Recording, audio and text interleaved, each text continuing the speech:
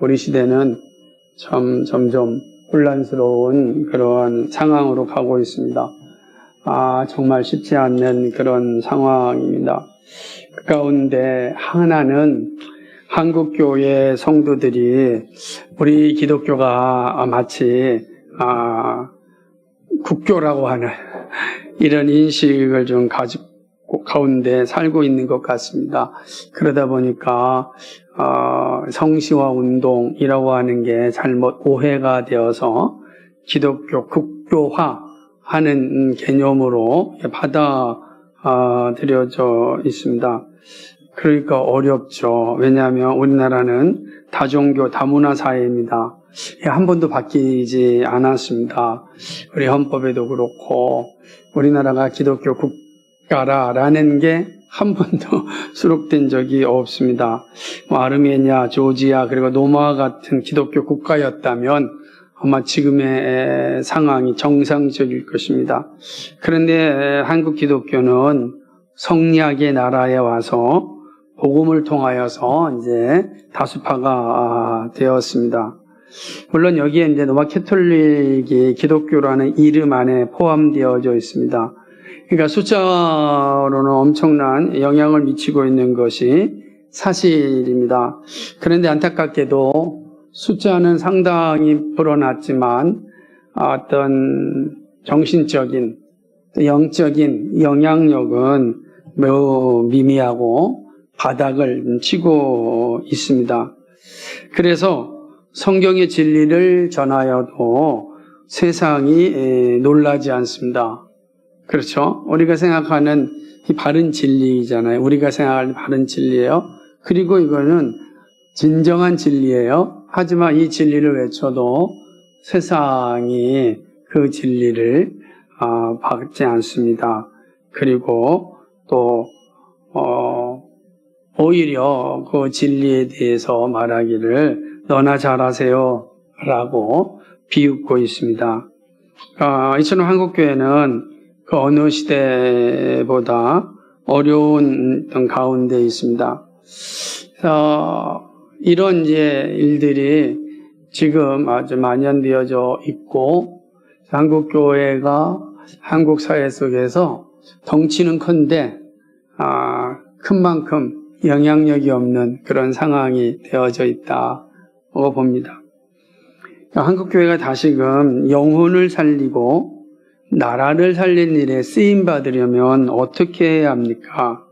참 많은 고민이 필요하죠. 여러분 어떻게 해야 우리가 이 사회 속에서 이전에 가졌던 교회의 영광 혹은 영적인 영향력을 우리가 회복할 수 있을까?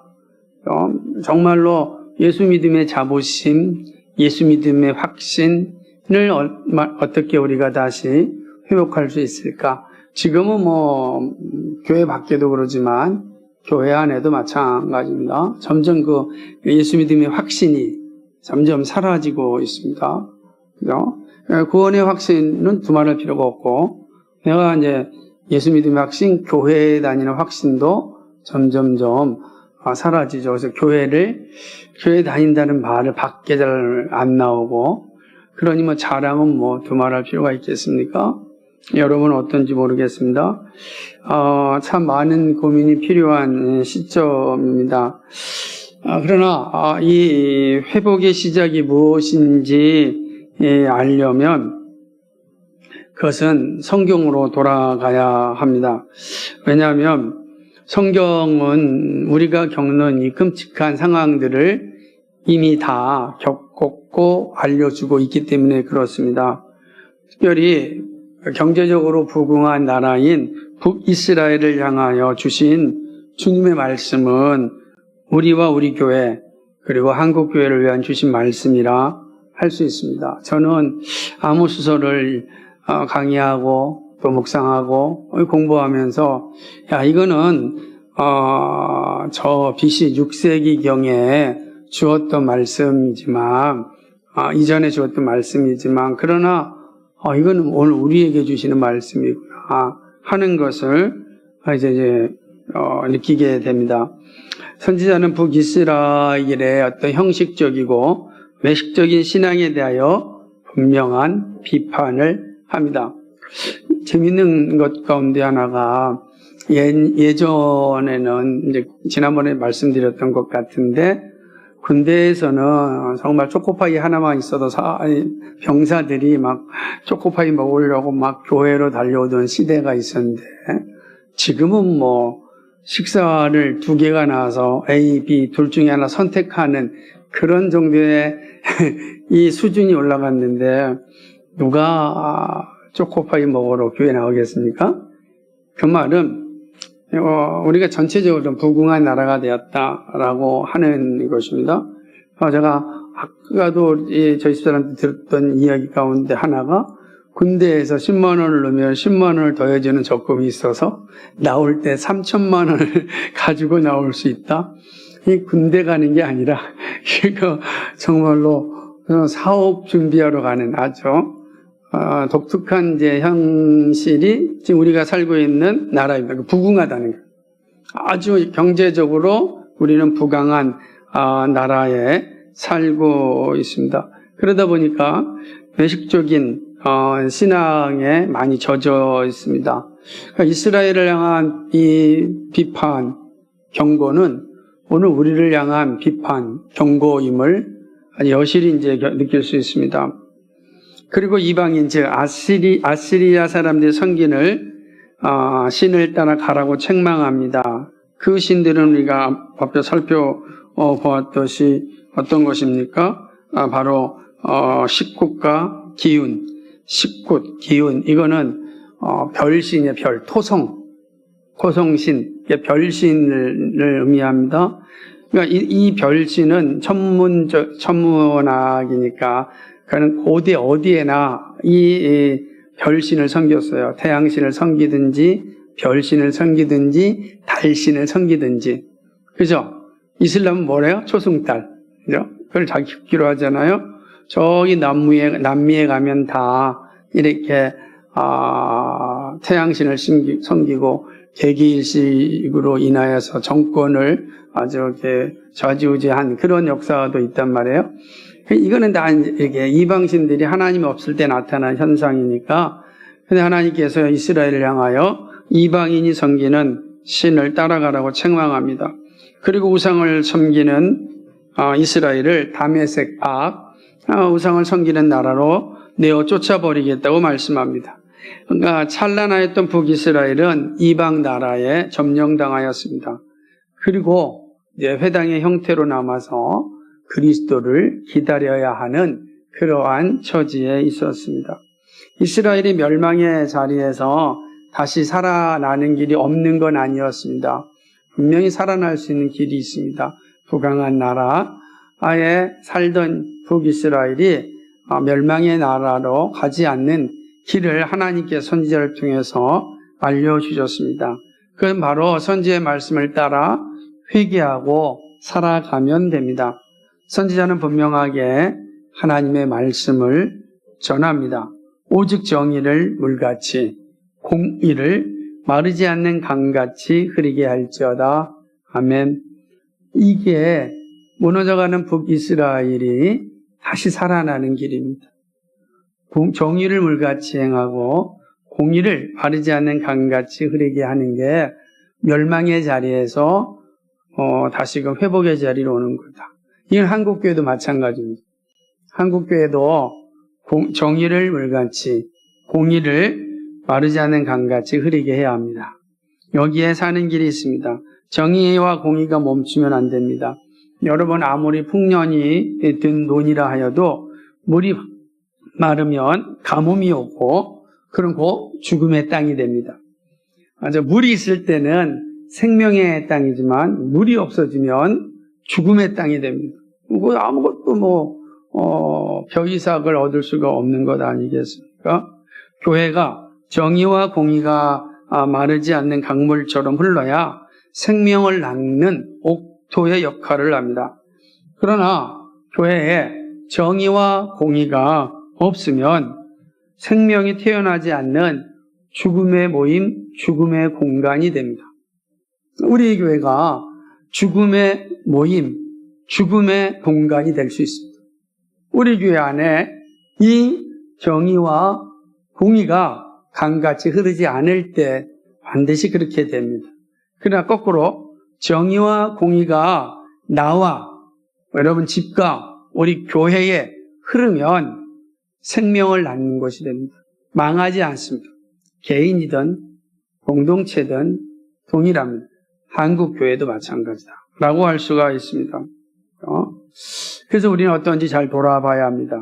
우리 교회는 정말로 정의와 공의가 강같이 흐르고 있는가라고 하는 것입니다. 자, 이 사실을 명확하게 하려면 정의와 공의가 무엇인지 아는 것이 매우 중요합니다. 이 말이 뜻하는 의미부터 살펴보겠습니다. 우선 사전적인 단어의 의미입니다. 잘 이해하셔야 됩니다. 정의는 히브리어로 미스파트입니다. 미시파트.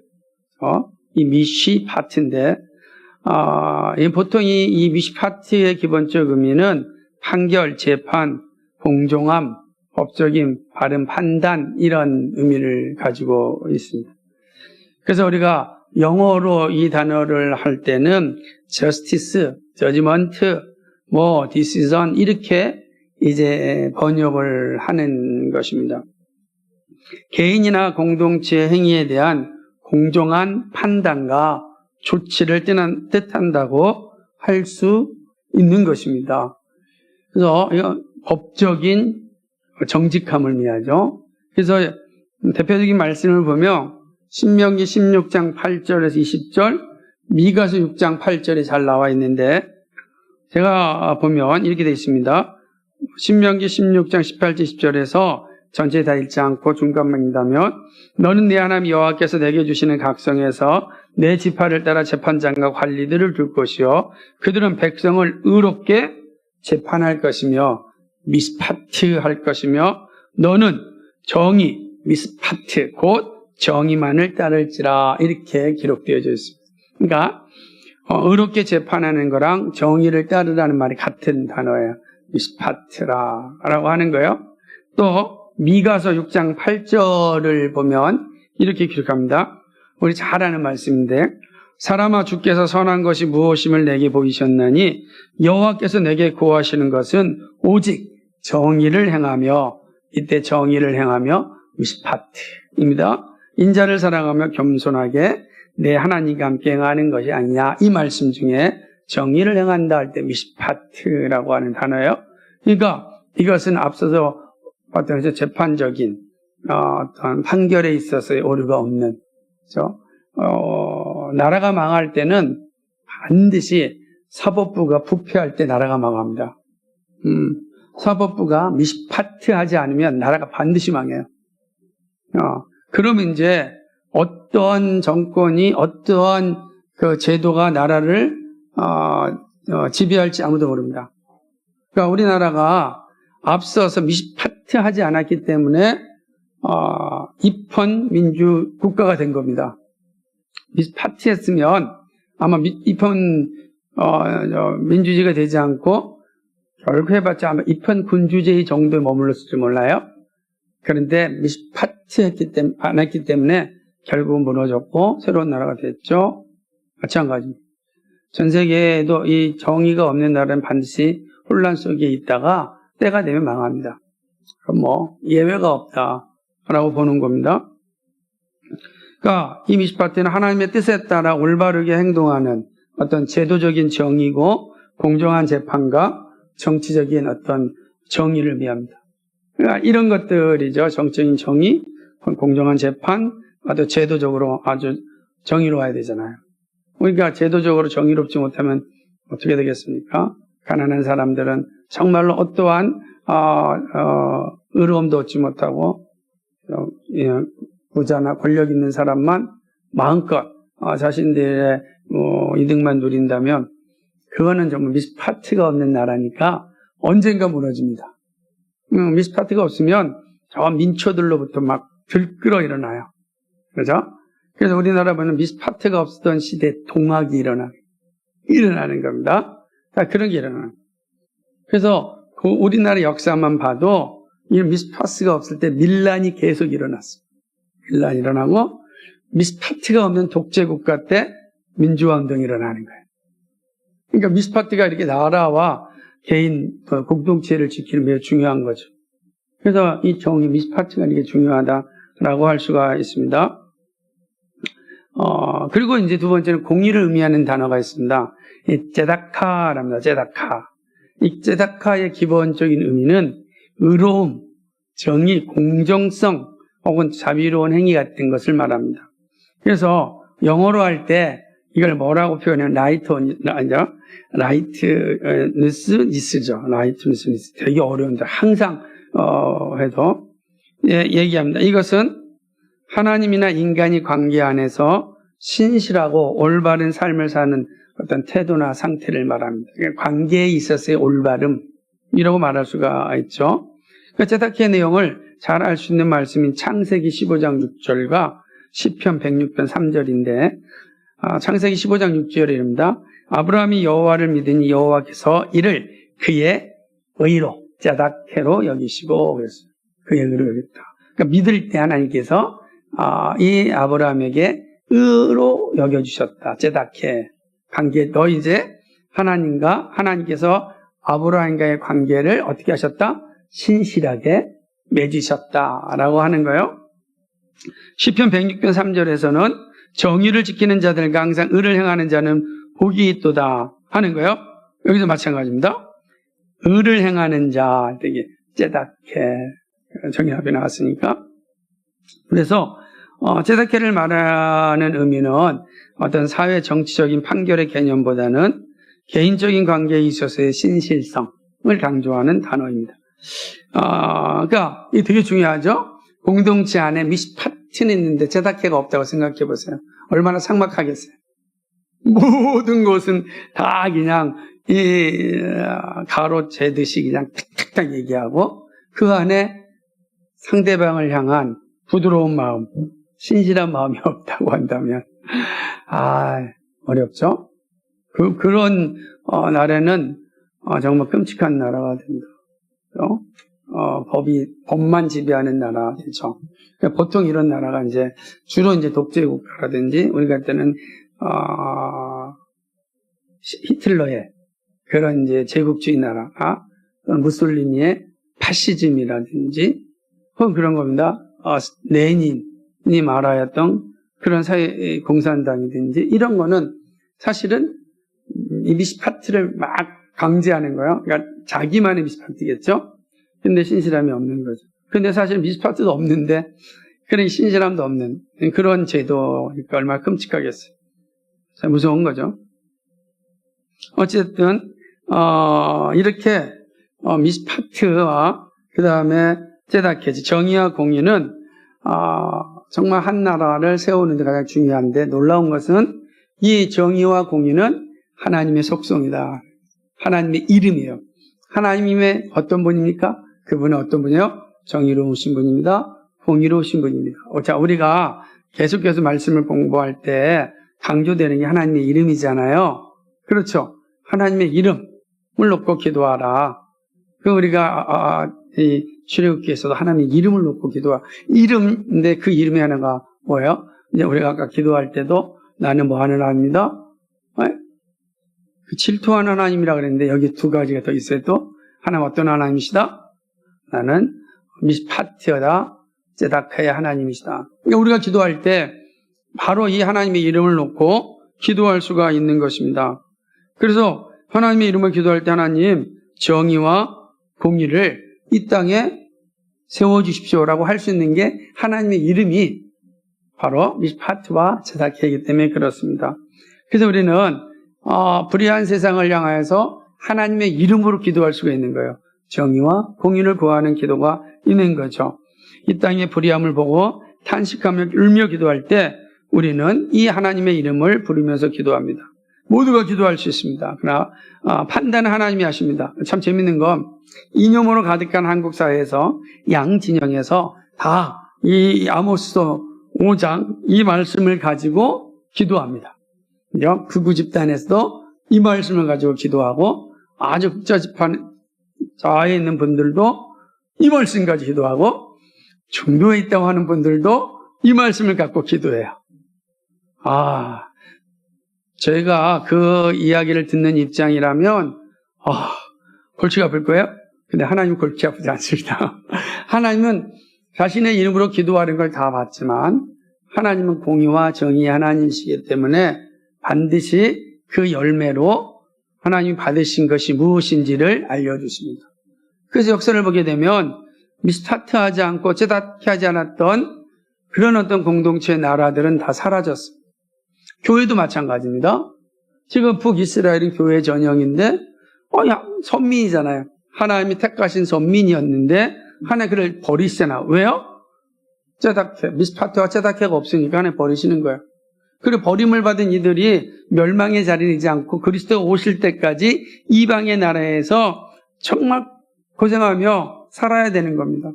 그 중에서는 하나님을 떠난 자들은 영원한 심판에 이르겠지만 그러나 그 가운데 미스파트와 그리고 제다케의 하나님을 알고 회개하며 살았던 이들은 회당을 중심으로 모였다가 그리스도가 오실 때 예수를 믿게 됩니다. 놀라운 거죠. 하나님은 심판하시며 흩으십니다. 그래서 우리가 제2신앙고백서를 공부할 때 그러지 않았습니까? 하나님께 다 용서하시기도 하지만 흩으시는 책망하시는 하나님이시죠. 그 심판에 대해서는 반드시 진행하시죠. 그러니까 우리는 이 모습들을 잘 기억하는 게 중요하다라고 하는 것이죠. 또 확실한 것은 여호와의 날, 심판의 날에 한 사람은 슬피 울며 이를 갈 것이고 한 사람은 어린 양의 혼인잔치에 참여하게 될 것입니다. 이게 중요하죠. 그래서 창세기 18장 19절은 아브라함의 자손들에게 가르치는 중요한 교훈인데 바로 이 사실 때문입니다. 마지막 날 어린 양의 혼인잔치에 참여하는 자의 삶을 준비하라. 언제요? 기원전 4,000년 전에, 3,000년 전에 지금 아브라함에게 주신 말씀이죠. 놀라 18절 19절에 아브라함이 자손들에게 여호와의 도를 지켜 의와 공도를 행하게 하려 하노니. 아멘. 의와 동일하게 얘기한 거예요. 하나님의 이름이 정의와 공의이기 때문에 의와 공의를 행하게 하려 합니다. 이것이 온전히 지켜질 때 하나님은 영광을 받고 자녀들은 복 있는 삶을 삽니다. 본문에서 아모스 선지자가 외치는 말씀은 하나님의 신실한 성품이 잘 표현된 것입니다. 바로 미스파트와 제다케, 하나님의 정의와 공의인 것입니다. 그러므로 구약 성경은 재판에 대한 정의를 강조할 때 매우 중요시 이 미스파트를 매우 강조합니다. 그러면서 동시에 가난한 사람들에 대한 섬김을 강조합니다. 그래서 이 제다케를 그렇게 강조하는 거예요. 특별히 고아와 과부와 나그네를 존중하라고 이야기합니다. 이것이 언약 백성의 모습입니다. 우리 아모스서 5장 10절 11절을 다시 한번 읽어볼까요? 자, 이게 앞서서 창세기부터 쭉 말씀하였던 내용들을 머리에 잡는다면 아모스 5장 10절 11절을 보면 더 명확하게 나올 겁니다. 같이 읽겠습니다. 시작. 우리가 성문에서 책망하는 자를 미워하며 정직히 말하는 자를 싫어하는 듯 너희가 힘없는 자를 밟고 그에게서 미래에 부당한 세를 거두었은즉 너희가 비록 다듬은 돌로 집을 건축하였으나 거기 거주하지 못할 것이요 아름다운 포도를 갖고 왔으나 그 포도주를 마시지 못하리. 아멘. 성문에서 정직히 말하는 자를 싫어했다. 이거 말씀드렸죠? 불의한 재판. 그리고 또 뭐죠? 힘없는 자를 밟고 그에게서 미래의 부당한 세를 거두었습니다. 가난한 사람을 존중히 여겨야 되는데 의로움이 없는 거죠. 그러니까 이 북이스라엘은 어떤 거예요? 미스파트와 제다케가 없는 거예요. 그러니까 이방의 나라로 추방당한 겁니다. 멸망당하였다라고 할 수 있는 거죠. 하나님의 이름으로 살지 않고 기도하지 않은 것입니다. 부자와 권력자를 위하여서는 아낌없이 기도하면서 가난하고 아픈 이들을 위하여 기도하지 않는 것은 정의와 공의를 행하지 않는 외식자라고 할 수 있습니다. 그런 이런 목회자들이 있다면 이미 한국교회는 망하고 있는 증거이죠. 그렇지 않습니까? 우리가 잘 살아야 돼. 우리 정말로 여러분이 살면서 여러분이 가진 나중에 부자가 될 수도 있고 권력을 가질 수도 있고 성공을 할 수 있고 그럴 때 다음 세대 때 우리 교회가 큰 교회가 돼서 정말로 부자들이 많이 교회에 들어올 수도 있을 때 이 말씀 잊으면 또 망합니다. 항상 교회는 하나님 앞에 정직하고 이 공의와 정의를 잘 행사해야 됩니다. 정의와 공의를 잘 행사하는 게 중요합니다. 그래서 정말 가난한 자들이 를 존중해야 됩니다. 비록 오늘날 세대는 이미 경쟁사회가 돼가지고 가난한 사람이 잘 교회 못 와요. 어느 것이 마찬가지입니다. 그렇지만 모두는 그들이 교회 밖에서 폐회가 있을 때 존중이 여겨져야 됩니다. 아파하면서 사랑하면서 존중이 여겨져야 돼요. 그래서 그들의 이웃이 되어야 됩니다. 우리 교회가. 그러면 우리 교회는 아니라 할지라도 언젠가 하나님의 교회에 저들이 복음을 받아들일 수 있는 놀라운 은혜가 있습니다. 본인은 아니라 할지라도 그의 손주들한테 교회 가면 된다 라는 소리를 들려줄 수 있어요. 그것이 교회가 이웃이 되어야 할 때 이루어지는 일인 것입니다. 그러나 정의와 공의를 행하지 않는 것은 외식자입니다. 잠언 2장 13절 말씀을 보며 21장 3절 말씀을 보면 의를 행하고 공의를 행하는 것이 여호와께 제사보다 낫다 이렇게 말씀합니다. 이게 바로 언약 백성의 자세를 의미합니다. 잘 기억하십시오. 예배와 정의와 공의가 하나 될 때 하나님이 기뻐 받으시는 예배입니다. 그래서 미시파트와 그 다음에 뭐죠? 제사회가 있는데 언약이 없으면 안 되는 거예요. 예배가 없으면. 언약 백성의 분명한 고백이 있는데 미시파트와 제사회가 없으면 안 되는 거예요. 하나님 우리에게 원하시는 것은 언약과 그 다음에 정의와 공의가 삼중일치가 되기를 원하는 겁니다. 세계가 하나가 되기를 원하는 것이죠. 그러니까 이런 측면에서 볼 때 예수님은 미스파트와 체다케의 성취입니다. 그렇죠. 이게 중요하단 말이에요. 그러므로 예수 믿음이 소망이고 생명이고 다시 살아나는 길입니다. 예수님은 언약에 신실하실 뿐 아니라 정의와 공의를 이루셨습니다. 우리가 예수님을 믿는다면 이 사실을 기억해야 됩니다. 미스파트와 체다케는 헬라어로 크리시스 혹은 크리노, 이게 이제 미스파트는 크리시스 혹은 크리노라고 하는 헬라어 단어입니다. 그리고 제다케는 디카이오시네 혹은 디카이오스라고 번역할 수 있습니다. 이 단어인데 히브리어의 미스파트는 헬라어의 이제 보통 크리시스나 또 크리노입니다. 이거 똑같습니다. 법적인 판단이나 공적인 판단을 의미합니다. 궁극적으로는 최종적인 하나님의 심판. 우리가 하나님의 심판했을 때 그건 뭐죠? 크리노, 크리시스입니다. 구약적 개념으로 미스파트가 되는 거죠. 신약 성경에 마태복음 23장 24절 정말 중요한 말씀. 이건 정말 중요한데 왜 그러냐면 이 미스파트가 정확하게 크리시스로 나타난 내용이기 때문에 그렇습니다. 이렇게 얘기합니다. 크리신인데 파일스진저 외식하는 서기관들과 바리새인들이여 그렇게 얘기하면서 11조에 대해서 얘기합니다. 그런 다음에 말하기를 율법에 더 중한 바 정의와 자비와 믿음은 버렸다 이렇게 표현합니다. 한번 정확히 읽어볼까요? 마태복음 23장 23절 여러분이 안 읽으니까 자 마태복음 23장 23절 같이 읽도록 하겠습니다. 같이 했습니다. 시작. 화 있을진저 외식하는 서기관들과 바리새인들이여 너희가 박하와 회양과 근체의 11조는 들이되 율법에도 중한 바 정의와 긍휼과 믿음은 버렸도다. 그러나 이것도 행하고 저것도 버리지 말아야 할지니라. 아멘.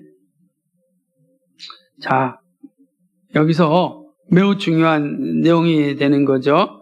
여기 보면은 이 정의라고 하는 단어가 바로 크리신입니다. 이 됩니다. 텐 크리신 카이토인데 이게 이제 이 크리신 아까 뭐라고 했습니까?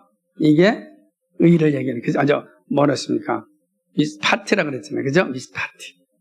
그러니까 지금 뭐냐면 하나님께서 바리새인들을 예수님 책망할 때 매우 무서운 말씀인데 너희가 11조는 잘한다. 뭐죠?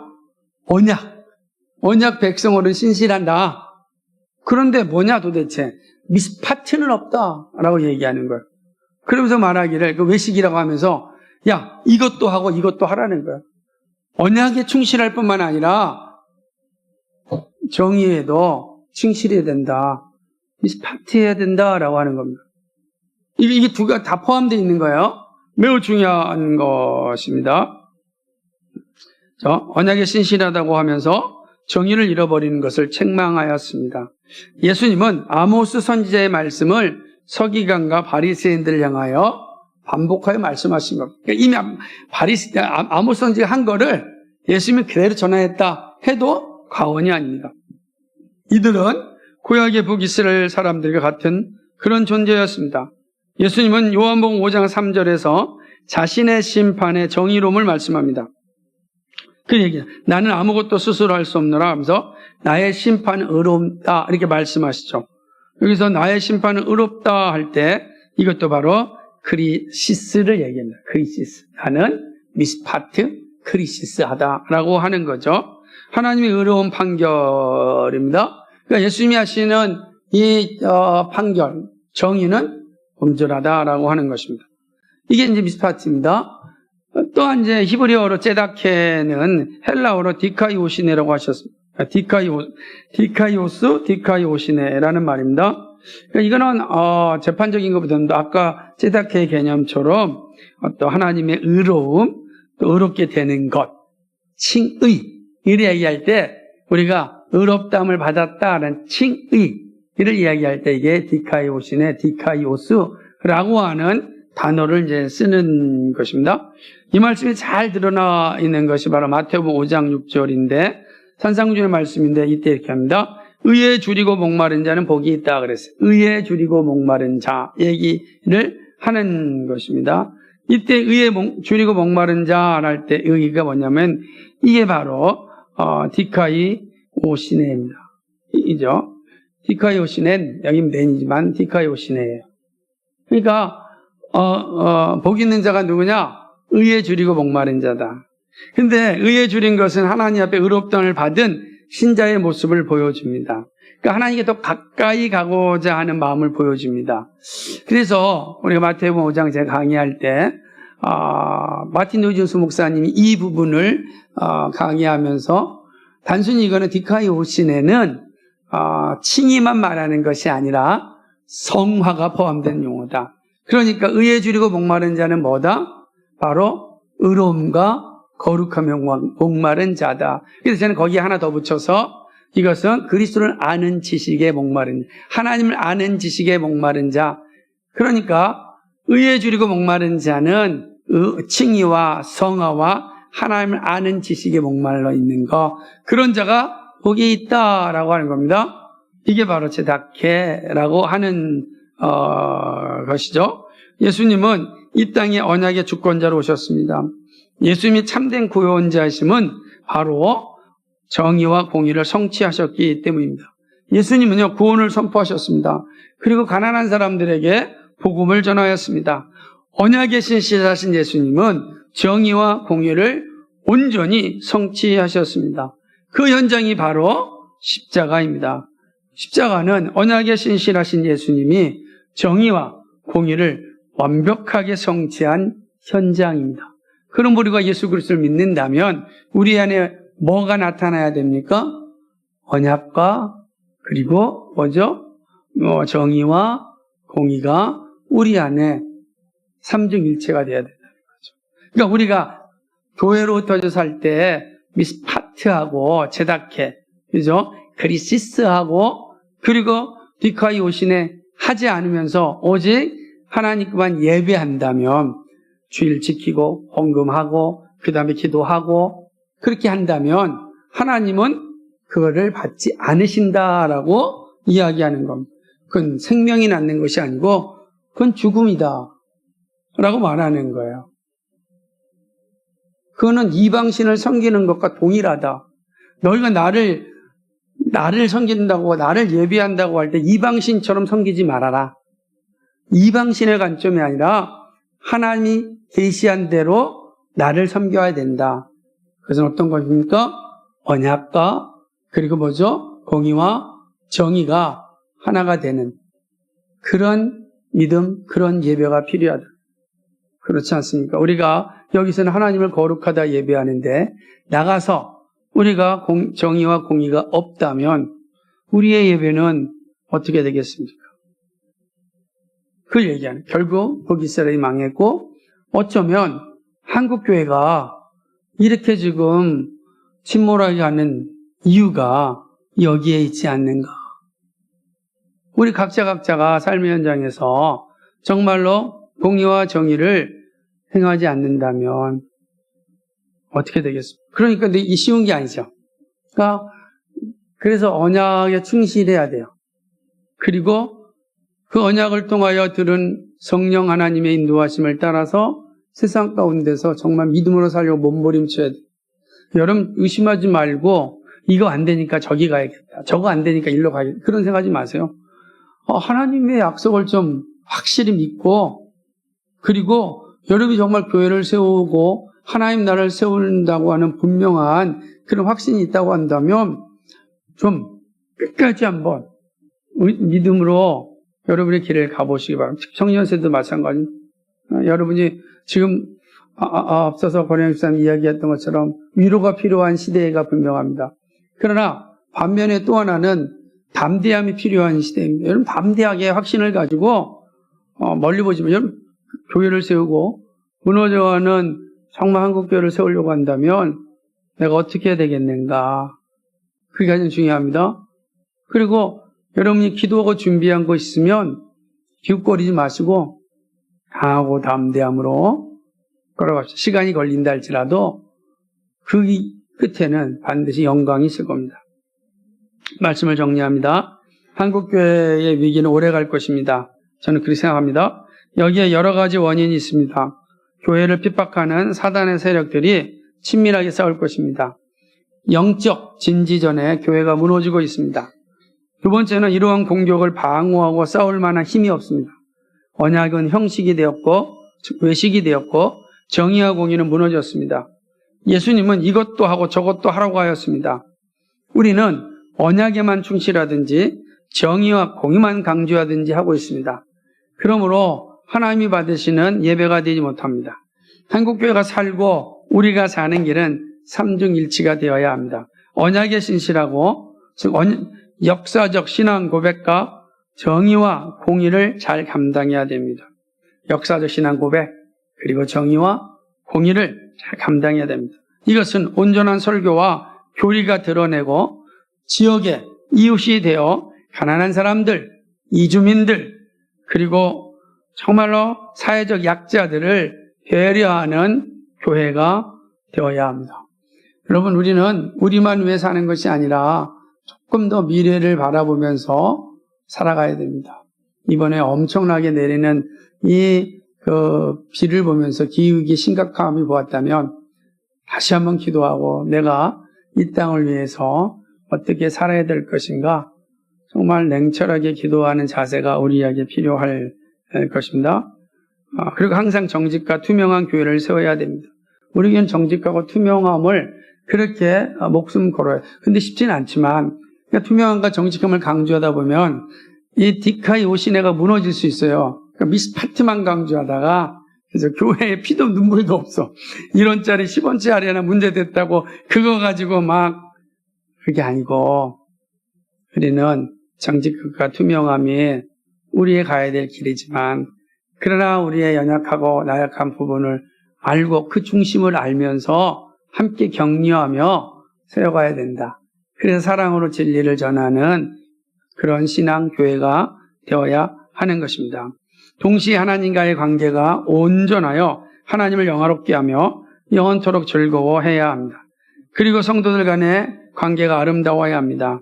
의롭다함을 얻은 자는 거룩함과 그리스도를 알아가는 일에 목마른 자여야 합니다. 우리 교회가 작지만 한 사람이라도 이 믿음 위에 선다면 하나님께서 우리와 한국교회를 긍휼히 여겨주실 것입니다. 이것이 바로 공의와 정의를 반같이 흐르게 하는 일입니다. 우리 안에 한 사람이라도 이 일에 하나님께 쓰임받는다면 우리 교회가 살고 한국교회가 사는 시작이 될 것입니다. 이러한 믿음이 정말 우리에게 있기를 주님의 이름으로 축복합니다. 기도하겠습니다. 거룩하시고 자비하신 하나님 아버지, 오늘 허물어져가는 침몰하는 북이스라엘을 향하여서 회복의 길을 알려주는 선지자의 말씀, 하나님께서 들려주시는 말씀을 들었습니다. 오늘 한국교회가 침몰하고 있다고 이곳저곳에서 소리가 들려옵니다. 이러한 시대에 다시금 우리 교회를 살리고 한국교회를 살리는 길이 여기에 있음을 합니다. 언약과 정의와 공의가 하나가 되는 삼중일체의 신앙이 정말로 필요합니다. 그래서 하나님을 기쁘게 하는 예배, 하나님이 우리에게 기쁨을 주시는 예배, 그런 삶이 우리 가운데서 일어날 수 있도록 인도하여 주옵소서. 정말로 하나님의 영광이 우리 교회를 통하여, 우리 성도들을 통하여 작지만 일어나게 하여 주옵소서. 감사합니다. 예수 그리스도의 이름 받들어 기도하옵나이다. 아멘.